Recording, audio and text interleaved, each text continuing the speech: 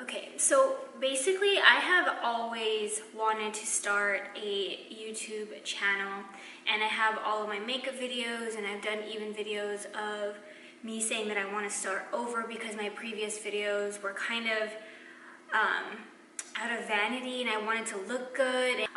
Granted, I have done a lot of videos on makeup, and yes, I've loved them, but a lot of them were not truly me. Somebody even told me, I love your videos, you're super charismatic, but I don't see you. And it's hard to get used to being in front of the camera when you're being yourself. I want to do and make content that I'm obsessed with. I love watching these things. And I discovered something about myself that I know there's a lot of girls like me. I meet girls all the time.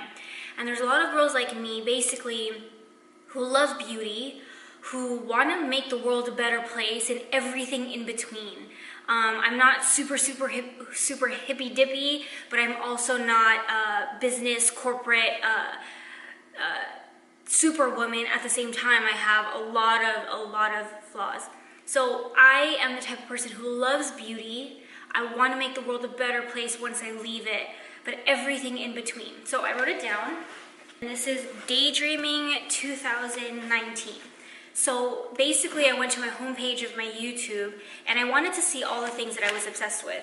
So all of the things that I was obsessed with were beauty that works on the first try. When you buy something and you spend $20, $40, $60 on it, you want it to work at the first try. You want beauty that works, and I love stuff that works. Gadgets and lifestyle products that make life convenient, and I'm going to include that in my channel. Stuff that I love, received from Amazon, received from whatever it is, and cannot live without. It just makes life so much easier. Thoughts, challenges, overthinking, which is basically what I'm going to talk about today. Easy, healthy food, because I've been going on a personal journey of getting to the bottom of why my skin breaks out, losing weight, knowing about the food industry in America, life world problems explained simply. I have been obsessed with watching CNN, Trevor Noah, and things like that, and Vice actually, because they explain worldly news to me in a way that I can understand. So I feel accomplished, and I just feel at peace and confident knowing that I know about what's going on in my world, in my country, and I can explain it because it's explained to me simply. So I want to do that also.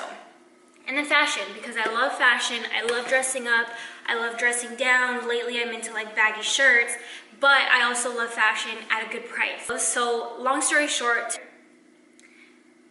probably the hardest and darkest time that I could remember at the top of my head, and I've had a lot of these, were about, I think it was 5 months ago, and I'm looking back and I'm putting myself in that situation again. One of the positive things that I can say about going through a really hard, painful time is that you remember that place, and you remember that you never want to go back there again.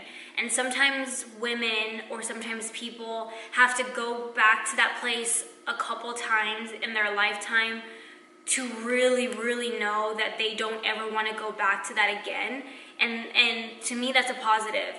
So about 5 months ago,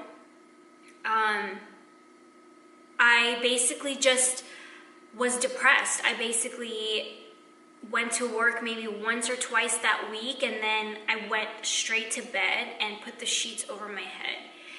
And that lasted for about a little less than 2 weeks straight. My boyfriend was with me, and I didn't really want to bother with him. He really tried to help me get through it, but you really can't go through something like that until you decide that you want to.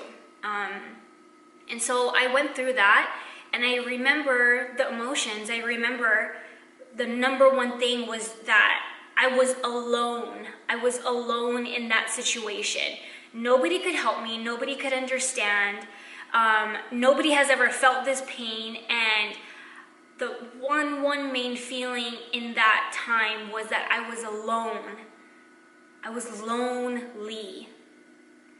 And looking back now, it almost makes me emotional, but looking back now, I realize that that emotion, that feeling, is probably one of the most common emotions human beings share, is loneliness.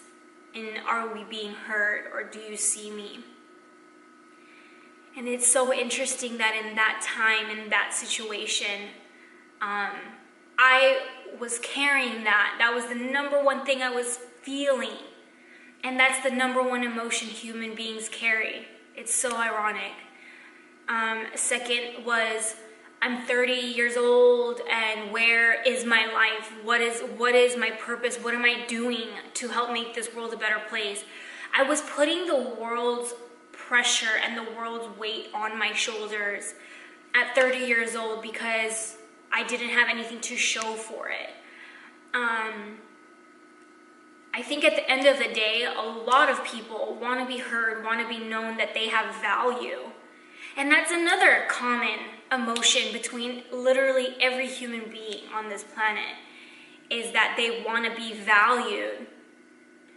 I'm just saying this out loud and looking back at all the emotions that I was carrying when I was under those sheets.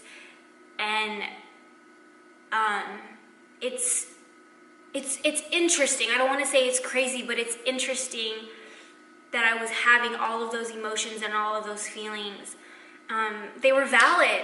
They were valid. Maybe if somebody told me, these feelings are normal, or let it pass like an ocean wave and let it pass through you. And actually, now that I'm saying that, going through that period of almost 2 weeks of barely showering, not talking to anybody, feeling like the only person on this planet, is literally like you're in the middle of the ocean, especially if you don't know how to swim, and just watching that wave come, holding your breath, and just letting that huge, humongous wave go through you, go over you, suffocate you. You might hit something and get scratches all over you or whatever. It's going to be painful as hell, and just let it ride over you. And I remember I had a client, and she's 24, and I was way older than her, and I told her, I said, and I think she kind of looked at me and respected me as a peer, not somebody who was pointing the finger. And I told her, I said, if I could, one of the number one things that I could do and look back and tell myself in my 20s is, your 20s is going to be the time of your life where you're really not going to know anything, and you're going to want to try to know everything at that time. But once you accept is the key word, in your 20s, that it's the time of self-discovery, and you're going to be lost, and you accept it, the ride is a little bit easier. Trust me when I say this, because in my entire 20s, for that entire decade, I tried so hard to resist being lost. I tried so hard to fight against it, and I tried so hard to figure life out. And if I had just accepted that this is the period where you are supposed to go through that, I think the pain would have been a little bit less. And I don't regret anything that happened to me or happened. But I think acceptance of where you are in your life in each moment makes life a lot more beautiful and a lot easier. That's where I'm thinking today on January, whatever it is. Tomorrow might be a bad day, knock on wood. I don't know. I was comparing myself. I was going on Instagram. I was eating. I was thinking nobody cared about me, blah, blah, blah. Just every bad thing I could think of was in my head. But out of it, I realized if you're watching this, if you feel like you're going through it, if you went through it, if you're scared that you might go through it, whatever it is, the number one thing that I remember from that situation is that I remembered and I felt like I was alone. And I'm not. And you are not. You're not going to be alone. There is always going to be somebody on this earth that is going through the exact same thing. And when you have a pain that you're carrying or whatever it is, a stress, and knowing that somebody can relate to you and somebody can understand you, it just feels like you have a best friend next to you all the time, comforting you and telling you that it's going to be okay because I have this too. So anyway, today's going to be that type of subject, overthinking, feelings, emotions. Other stuff will be a little bit more fun, but I hope I didn't talk your ear off. And if you see this, I hope this made you think just a little bit and relate just a little bit. Bye guys.